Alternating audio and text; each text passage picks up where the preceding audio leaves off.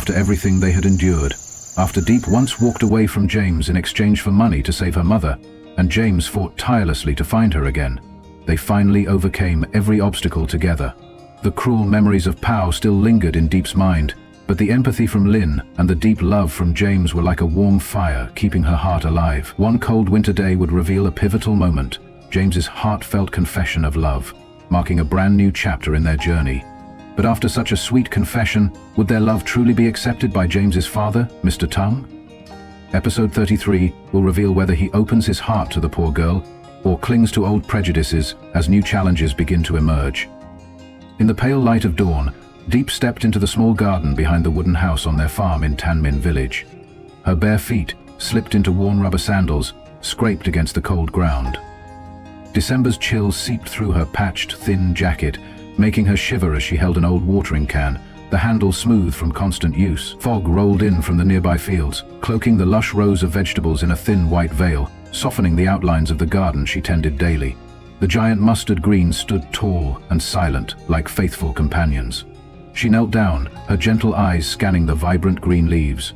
In the quiet air, her breath forming pale clouds, she whispered, "It's freezing today. I should boil some water to freshen up. But first, I need to take care of these veggies if I want to harvest soon." She began watering the plants, the cold droplets splashing onto the leaves and seeping into the red soil, forming dark, uneven patches. A faint sense of pride flickered in her chest. Simple, but real. "Luckily, James helped me tend these. That's why they're thriving. Each tender leaf is proof of what we've built together." Suddenly, like a cold wind through her thoughts, painful memories returned. Pao, her brutal ex-husband, drunkenly yelling, his voice rough and cruel. "You're only good for slaving away. Why learn anything?" He'd torn the old notebook she'd picked out of the trash, pages fluttering like shattered dignity. His fists fell like a storm, merciless and heavy, driving her into a dark corner of their shabby house. Blood from her lip mixed with the rain leaking through the broken roof. And then his mother, Mrs. May, her words as sharp as knives. "Useless thing. Can't even give us a child? Get out." Deep shook her head hard, chasing the memories away. Her eyes welled with tears, but quickly steeled with resolve. She whispered to herself, "I need to clean up the garden and plant more greens. Let's go. I'm not that weak girl anymore." She set down the watering can and grabbed a small, worn hoe. As she began pulling weeds, the steady rhythm of her movements echoed in the biting cold, a new heartbeat for the life she and James were creating together. A few miles away, inside a bright, polished car showroom in Tanmin town, James stood next to his younger brother Min. Sleek new cars lined the space, their glossy surfaces reflecting the morning light from giant windows. The faint scent of new leather and metal floated in the crisp winter air. James brushed off red dust from his thick grey jacket, a sign of his days working on the farm with Deep. Today he was picking up his new car, a black Ford Raptor he'd ordered from Thailand before returning to Vietnam. It was the perfect vehicle for commuting between the city and countryside. Min, dressed neatly in a crisp white shirt, stood beside him, youthful but composed.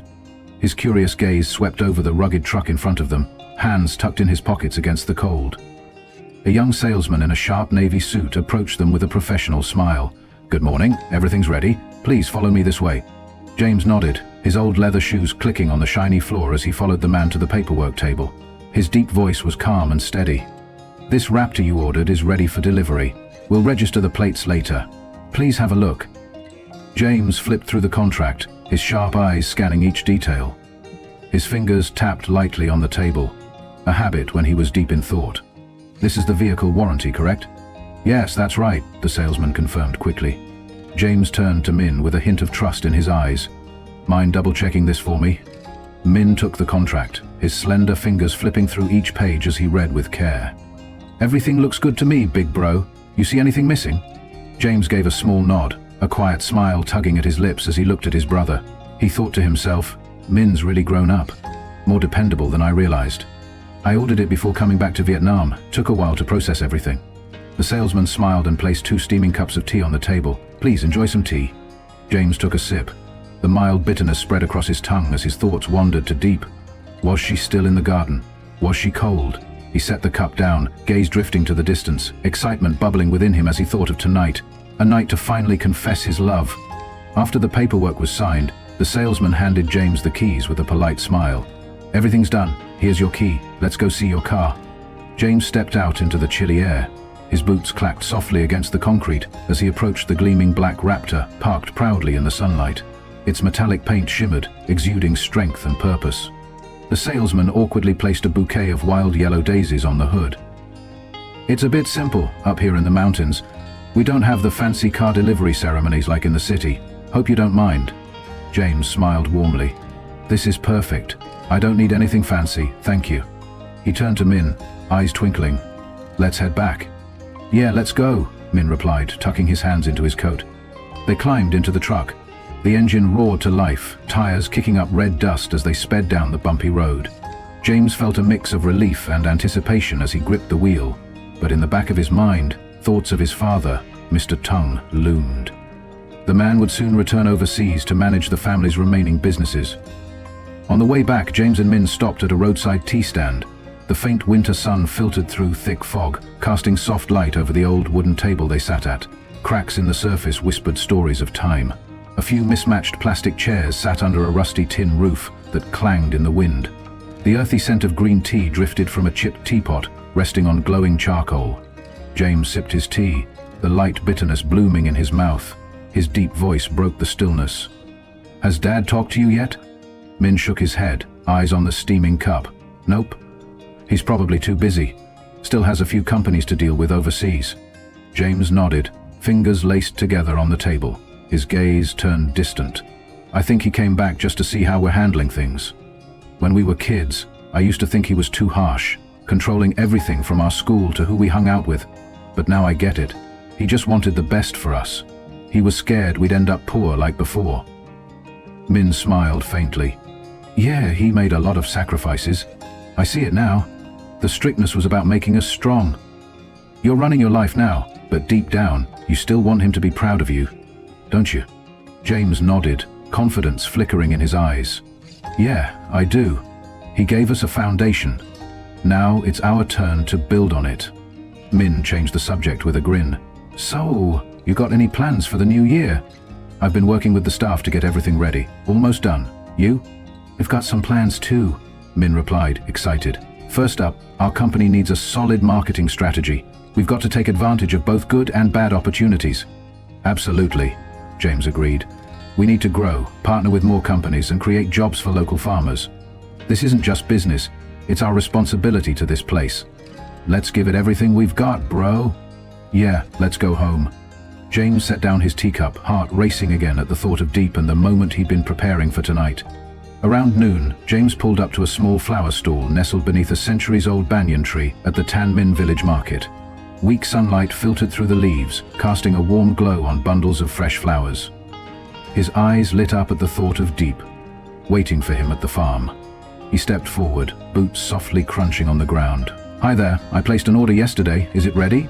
The young florist beamed. "Yes, your bouquet is done. That'll be 500,000 VND, cash or QR code." "I'll transfer," James said with a smile. He scanned the code, then gently picked up the bouquet. Slush red roses with soft petals and a sweet fragrance. His heart swelled, imagining Deep's smile. She's going to love this. He climbed back into his truck, gripping the wheel a little tighter, eager to get back. At the farm, Deep was still working, her hands dirt-streaked as she pulled weeds from the mustard greens. Sweat rolled down her temple despite the cold. Her jacket was damp from the dew-covered leaves. James approached, hiding the bouquet behind him. "Deep," he called softly. She looked up, eyes lighting with surprise and joy. "James, you're here?" He smiled warmly. "I brought some seeds for you. Be careful with them."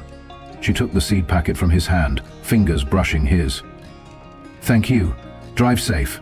He stepped into the garden, voice tender. "Are you tired? Let me help." She shook her head, a shy smile tugging at her lips. "It's okay. I got it." But James picked up a hoe anyway. "I've done this before. Don't worry." They worked side by side, watering and weeding, exchanging glances filled with affection. Every shared task felt like an unspoken promise between them.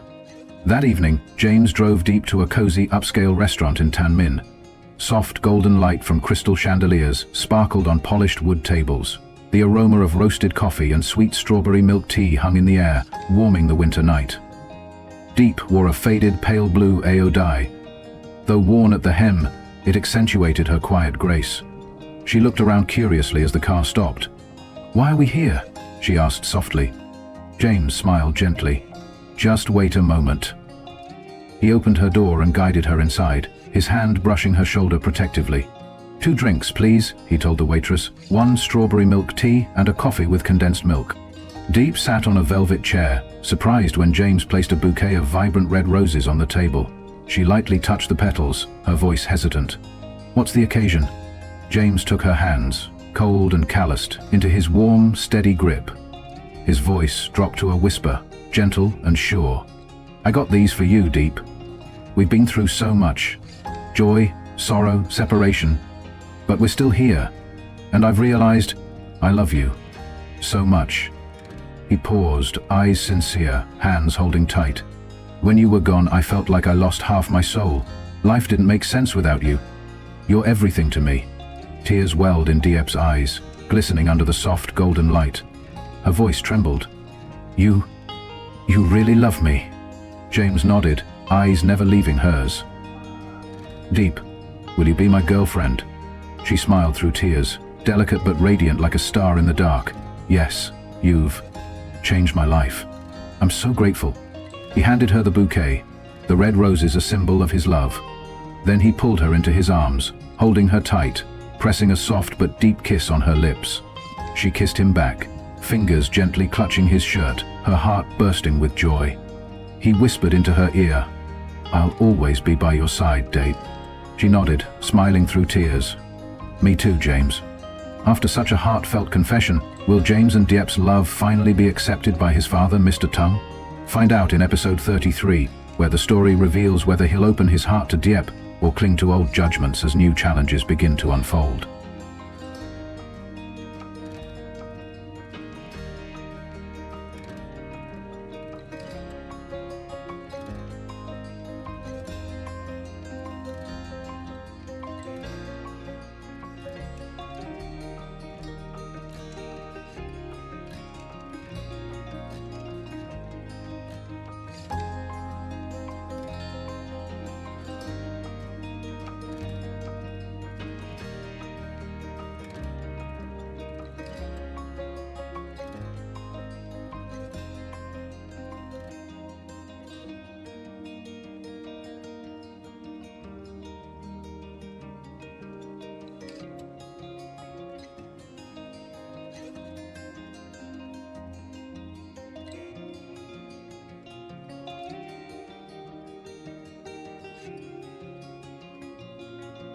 Việt mang theo chiếc gùi tre bước đi với ý định hái đu đủ để bán. Công việc này không chỉ giúp cô kiếm tiền mà còn là cách để cô tạm quên đi những suy nghĩ hỗn loạn trong lòng. Nhưng khi cô dừng lại bên cây đu đủ cao vút, một bóng dáng bất ngờ xuất hiện từ phía sau giật mình. "Dì bị đâu về đấy?" Giọng nói vang lên, thân hiện và quen thuộc cô lại. Đó là Hương, một người bạn cũ thời thơ ấu mà cô không gặp suốt nhiều năm. Hương đứng đó, đôi mắt trong sáng hiện lên sự đồng cảm, dù bụng bầu 7 tháng khiến cô ấy trông hơi mệt mỏi. Diệp mỉm cười, có dấu nỗi buồn. "Chào bạn, bạn đi hái đu đủ à?" Cô hỏi giọng nhẹ nhàng. Hương gật đầu. Hương ngồi xuống tảng đá nhỏ, ánh mắt không rời Diệp. "Lâu lắm rồi chúng ta chưa gặp nhau, chắc phải 4-5 năm rồi nhỉ?" Hương nói giọng trầm ấm như muốn kéo Diệp về những ngày tháng cũ. Diệp gật đầu, lòng chợt dâng lên chỗ ấm áp khi nhớ lại những ngày còn bé, khi cô và Hương từng chia sẻ những miếng bánh mì khô dưới mái hiên nhà bác Kiên. "Dạo này bạn có khỏe không?" Hương hỏi tiếp, ánh mắt ánh lên sự quan tâm chân thành. Diệp ngồi xuống bên Hương, đôi tay đan vào nhau như tìm kiếm sự an ủi. "Tôi vẫn ổn." Cô đáp, nhưng giọng nói không giấu đi được chút run rẩy. Hương nhìn cô, lòng chợt thất lại khi muốn nhận ra nỗi buồn ẩn sâu trong đôi mắt bạn mình. Cô ấy vẫn mang vẻ cô đơn như ngày xưa. Mình như muốn truyền chút sức mạnh cho Điệp. "Chồng bạn đâu rồi? Sao lại làm một mình?" Diệp hỏi, cố chuyển hướng câu chuyện. Nhưng Hương tự dài ánh mắt buồn. "Chồng tôi vừa qua đời được 3 tháng." Diệp sững sờ, lòng trào lên sự đồng cảm sâu sắc. "Tôi xin lỗi."